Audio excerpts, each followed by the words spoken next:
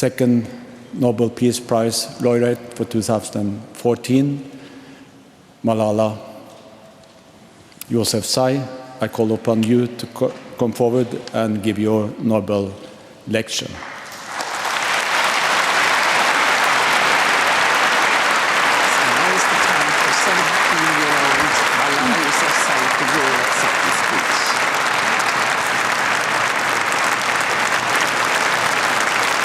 Thank you so much. Thank you. Thank you so much.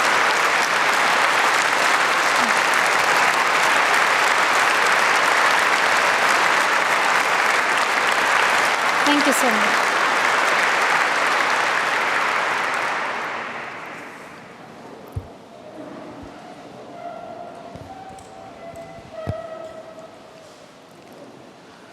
Bismillahir-Rahmanir-Rahim. In the name of God, the most merciful, the most beneficent. Your Majesties, Your Royal Highnesses, distinguished members of the Norwegian Nobel Committee, dear sisters and brothers. Today is a day of great happiness for me. I'm humbled that the Nobel Committee has selected me for this precious award. Thank you to everyone for your continued support and love. Thank you for the letters and cards that I still receive from all around the world. Your kind and encouraging words strengthens and inspires me. I would like to thank my parents for their unconditional love. Thank you to my father for not clipping my wings and for letting me fly.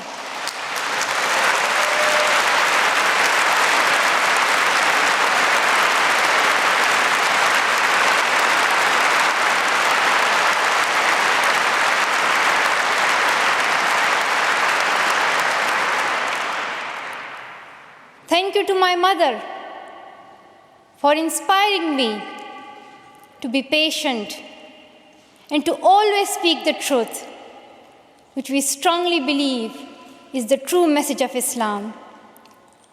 And also, thank you to all my wonderful teachers who inspired me to believe in myself and be brave. I'm proud, well, in fact, I'm very proud to be the first Pashtun, the first Pakistani, and the youngest person to receive this award.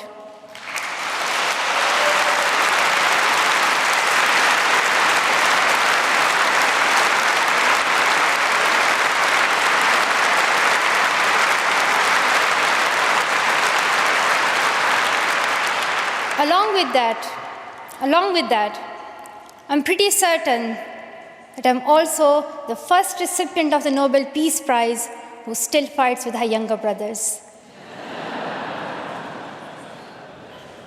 I want there to be peace everywhere, but my brothers and I are still working on that.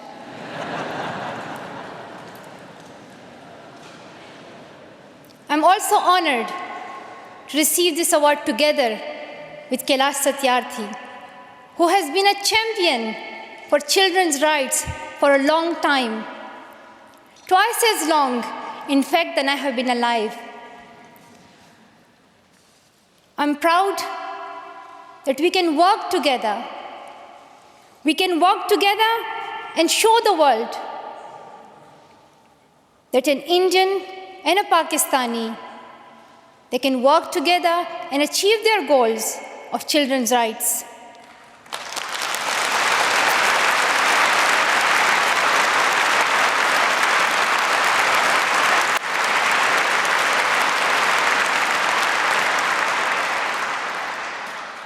Dear brothers and sisters, I was named after the inspirational Malala of Maiwand, who is the Pashtun Joan of Arc.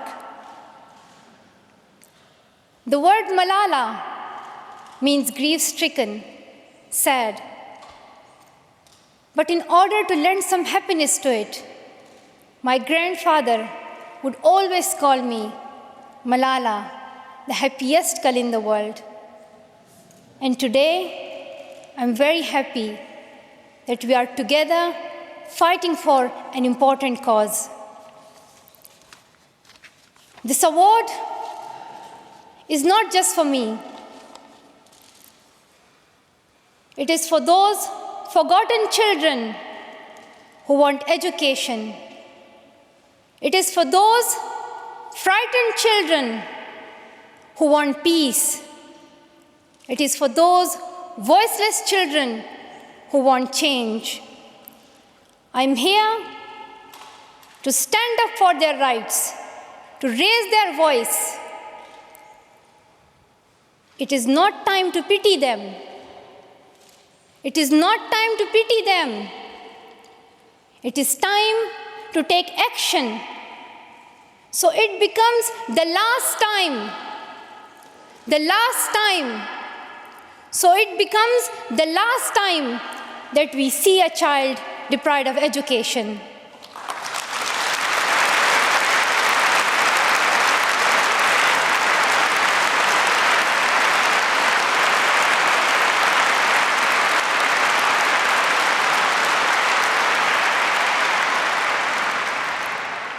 I have found that people describe me in many different ways.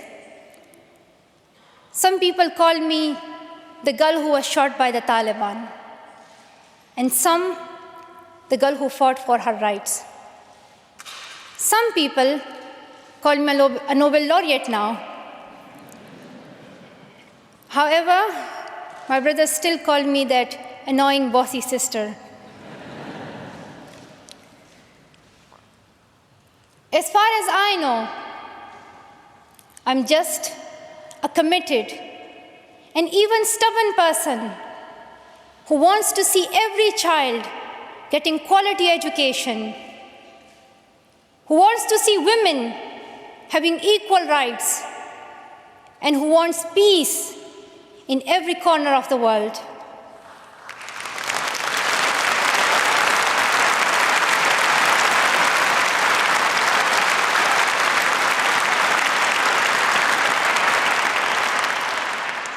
Education is one of the blessings of life and one of its necessities.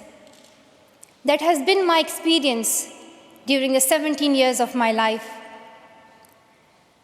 In my paradise home, Swat, I always loved learning and discovering new things. I remember when my friends and I would decorate our hands with henna on special occasions. And instead of drawing flowers and patterns, we would paint our hands with mathematical formulas and equations. We had a thirst for education.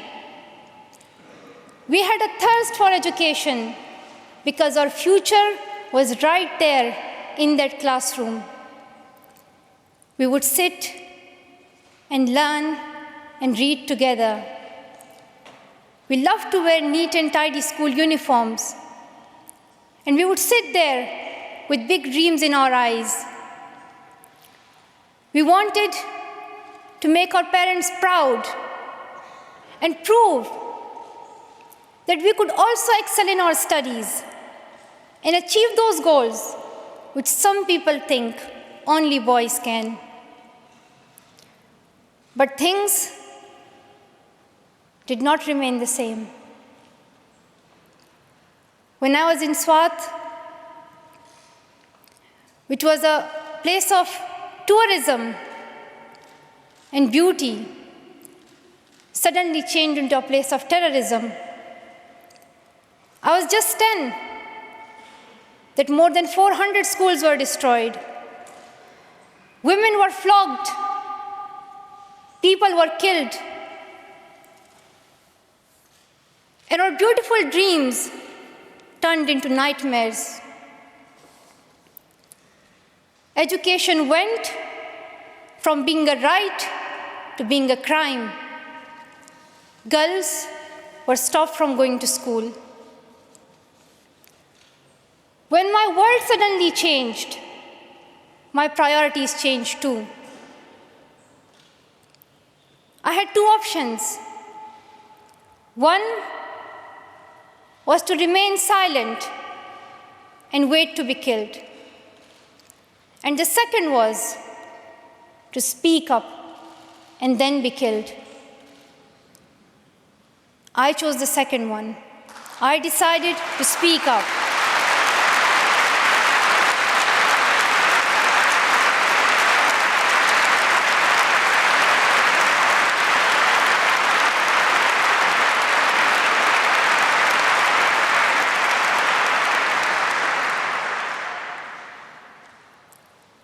We could not just stand by and see those injustices of the terrorists, denying our rights, ruthlessly killing people, and misusing the name of Islam.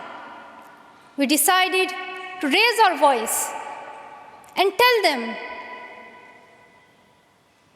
have you not learned that in the Holy Quran Allah says, if you kill one person, it is as if you kill the whole humanity? Do you not know that Muhammad, peace be upon him, the prophet of mercy, he says, do not harm yourself or others. And do you not know that the very first word of the Holy Quran is the word Iqra, which means read? The terrorists tried to stop us and attacked me and my friends who are here today on our school bus in 2012. But neither their ideas nor their bullets could win. We survived. And since that day, our voices have grown louder and louder.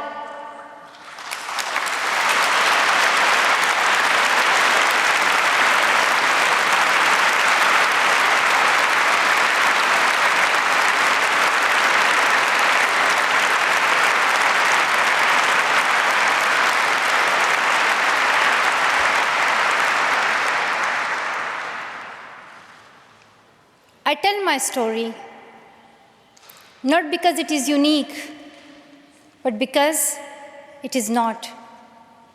It is the story of many girls.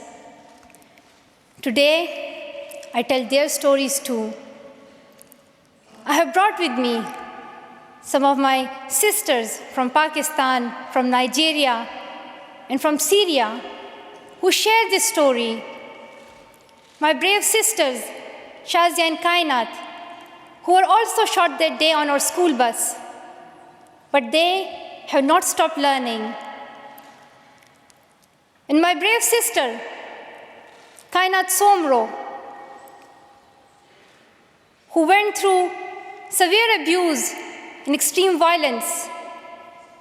Even her brother was killed, but she did not succumb. Also, my sisters here, whom I have met during my Malala Fund campaign.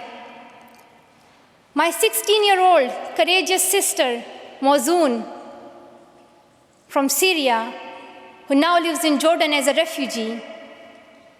And she goes from tent to tent, encouraging girls and boys to learn. And my sister, Amina, from the north of Nigeria, where Boko Haram threatens and stops girls and even kidnaps girls just for wanting to go to school. Though I appear as one girl, one person who is 5 foot 2 inches tall, if you include my high heels, it means I'm 5 foot only. I am not a lone voice. I'm not a lone voice. I am many. I am Malala, but I'm also Shazia. I'm Kainat. I'm Kainat Somro. I am Mozoon. I am Amina. I am those 66 million girls who are deprived of education. And today, I'm not raising my voice. It is the voice of those 66 million girls.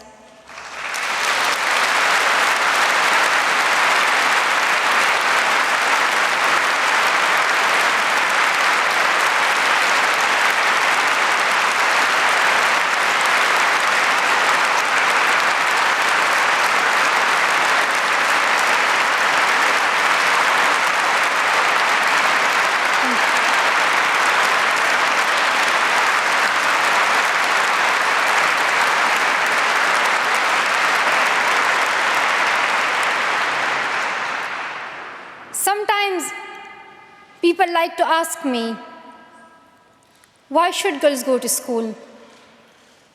Why is it important for them? But I think the more important question is, why shouldn't they? Why shouldn't they have this right to go to school? Dear brothers and sisters, today, in half of the world, we see rapid progress and development. However, there are many countries where millions still suffer from the very old problems of war, poverty, and injustice. We still see conflicts in which innocent people lose their lives and children become orphans. We see many people becoming refugees in Syria, Gaza, and Iraq. In Afghanistan,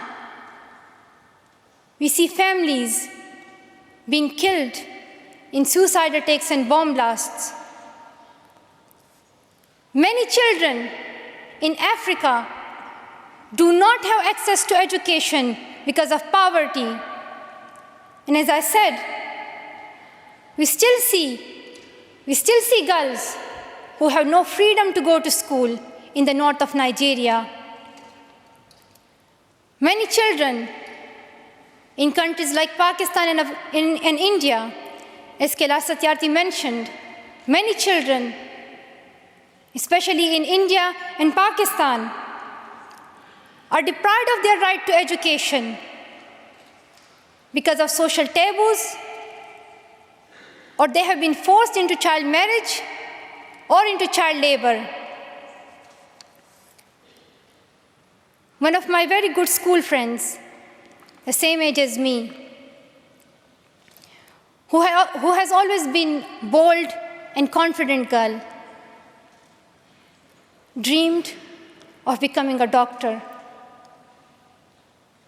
But her dream remained a dream. At the age of 12, she was forced to get married. And then soon, she had a son. She had a child when she herself was a child, only 14. I know that she could have been a very good doctor, but she couldn't because she was a girl. Her story is why I dedicate the Nobel Peace Prize money to the Malala Fund to help give girls quality education everywhere, anywhere in the world, and to raise their voices.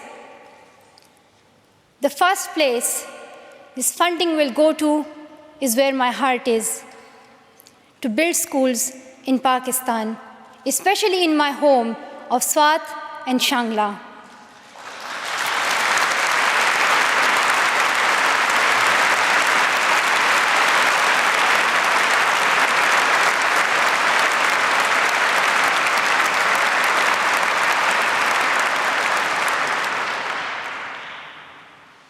In my own village, there is still no secondary school for girls. And it is my wish and my commitment, and now my challenge, to build one so that my friends and my sisters can go there to school and get quality education and they get this opportunity to fulfill their dreams. This is where I will begin, but it is not where I will stop. I will continue this fight until I see every child in school. Dear brothers and sisters,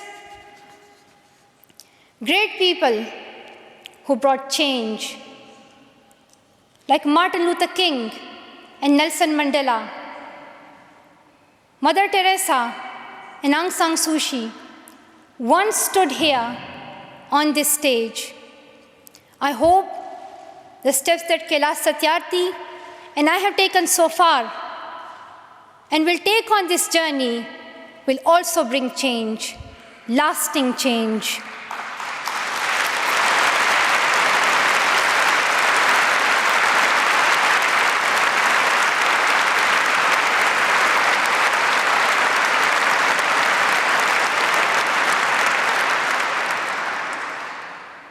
My great hope is that this will be the last time. This will be the last time we must fight for education. Let's solve this once and for all. We have already taken many steps. Now it is time to take a leap. It is not time to tell the world leaders to realize how important education is. They already know it. Their own children are in good schools. Now it is time to call them to take action for the rest of the world's children. We ask the world leaders to unite and make education their top priority. 15 years ago, the world leaders decided on a set of global goals, the Millennium Development Goals. In the years that have followed, we have seen some progress. The number of children out of school has been halved, as Kailash Satyarthi said. However, the world focused only on primary education, and progress did not reach everyone. In year 2015, representatives from all around the world will meet in the United Nations to set the next set of goals, the Sustainable Development Goals. This will set the world's ambition for the next generations. The world can no longer accept that basic education is enough. Why do leaders accept that for children in developing countries, only basic literacy is sufficient when their own children do homework in algebra, mathematics, science, and physics? Leaders must seize this opportunity to guarantee a free, quality, primary and secondary education for every child.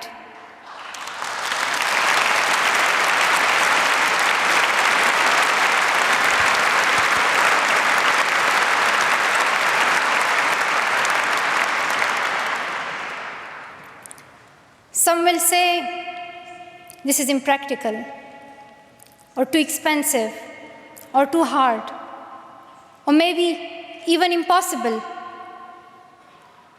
But it is time the world thinks bigger. Dear sisters and brothers, the so-called world of adults may understand it, but we children don't. Why is it that countries which we call strong are so powerful in creating wars, but are so weak in bringing peace? Why is it?